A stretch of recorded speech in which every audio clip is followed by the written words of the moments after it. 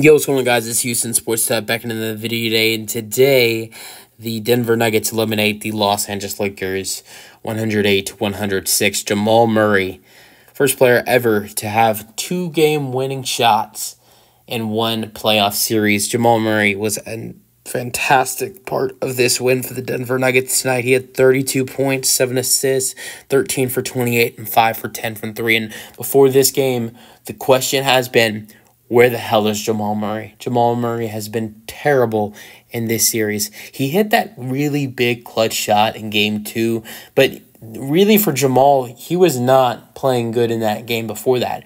He stepped up clutch for that Denver Nuggets team to give them a Game 2 win in Denver last week, but he wasn't great in that game. Had a bad shooting night. He was bad in Game 1. He was bad in Game 3. He was bad in Game 4. And Jamal Murray finally showed up for this Denver Nuggets team. It's not okay. He did show up in Game 2, but it was at the end, and he didn't have a good all-around game. This was his first good all-around game for the Denver Nuggets in this series. He had 32.7 assists, shot 13 for 28, 5 for 10 from 3. He was not shooting the ball well from 3 at all in this series. And I just got an alert that said LBJ and Bronny might team up. Let's get to LeBron James before someone leaves, because I'm not talking about LeBron. LeBron had 30 points, 11 assists, and 9 rebounds in this game. Was 1 rebound away from a triple-double. And the Lakers are not the first team to come back from a 3-0 deficit. I don't think they were going to be the first team to do that. I just thought it was impossible with the team they were playing. And just the fact that where you play that team, in Denver, in the altitude, knowing down 3-0, you have to win 2 games in Denver.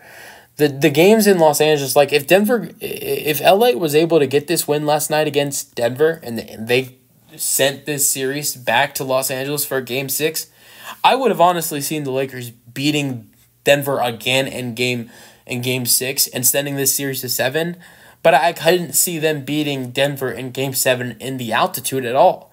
And I think the altitude's why the Denver Nuggets are so good at winning in the playoffs at home, and one of the reasons why they're so good playing at home in general. Last 2 years, they have dominated home, not only in the playoffs, but in the regular season as well.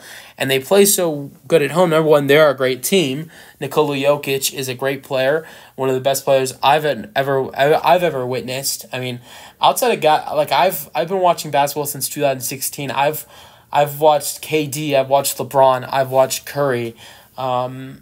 As a Rockets fan, I'm going to throw in Harden there too, because he wasn't great in the playoffs. He wasn't able to succeed in the playoffs, but he was great for the Rockets and had some great years with the Rockets. I've watched Giannis Antetokounmpo. I've watched some great players in this league. Jokic is one of the best players I've watched, to be honest, and very unique. And, it's not just him. Like, for a star like that, for such a great player like that, you got to pair him with a great roster, and Jokic couldn't have a better roster. Michael Porter Jr., who played lights out in this series, he was efficient, and that was something that Michael Malone said about Michael Porter Jr. in this series, is how big he was for them in this series with how efficient he was. He had 26 points in this Game 5, played 46 minutes too. When you have guys, look, the way the Nuggets were playing some of their star players in this game, with how long, how much they played in this ball game, you could tell they were like, all right, we got to finish this series out. We got to play almost the whole damn game if we want to win this one. And LeBron was the same way, because he played 44 minutes in this game. AD played 40 minutes in this game. Russell played nearly 40 minutes in the game. But the Nuggets, 41 minutes for each of Jamal Murray and Nikola Jokic. And back to MPJ, 46 minutes for him and 46 minutes for Aaron Gordon. So those two guys played near the whole damn game. But when Jokic has guys around him like Jamal Murray, who's such a great player, and he has, he also has Michael Porter Jr., who's such a great three-point shooter. Aaron Gordon, such a great rebounder, such a good offensive player. Didn't really show it last night in last night's game with only 7 points. But Gordon was big on the other side, 13 rebounds, 6 assists, 1 steal, 1 block. So Gordon did good things for the Nuggets in their win last night. MPJ had 26 points. Jokic was the main star of the whole thing, though.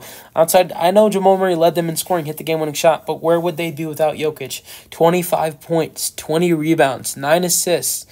Now, the turnovers for Jokic is a little bit concerning. 7 turnovers. You do not see Jokic get that high in turnovers, so that is a little concerning. He was very sloppy in Game 5 last night.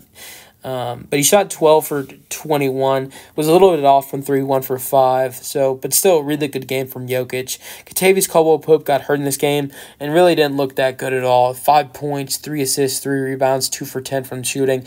The Nuggets got some good production from their bench. Their bench was, I would say, a lot better than the Lakers' bench was, just because they had some great three-point shooting off the bench and shooting in general from Reggie Jackson, who put up 8 points in 18 minutes, 3 for 8, 2 for 6 from 3 with 2 rebounds, 1 assist, and 1 steal. Christian Brown only played 6 minutes, put up 2 points. Justin Holiday, 4 minutes, 0 points. Peyton Watson, 5 minutes and 3 points. If you look at it, I think their bench to put up 13 points if you combine all their bench players' minutes together, you're only getting 33 minutes out of your bench guys, which is not a lot at all. So those guys played. Their bench players played 33 combined minutes in this ball game. They were barely playing at all. And one of the reasons why Reggie Jackson only got some decent minutes was because Kentavious Caldwell-Pope got hurt in this game and had to leave the game a couple times. So, that's the only reason why Reggie Jackson got good minutes. But he looked good. For the Lakers, their minutes, their bench players got a decent amount of minutes. Their bench players got 49 minutes. 6 points for Dinwiddie, who shot 2 for 4 from 3. 4 points for Taurean Prince, 19 minutes. 1 point for Jackson Hayes, who played 7 minutes.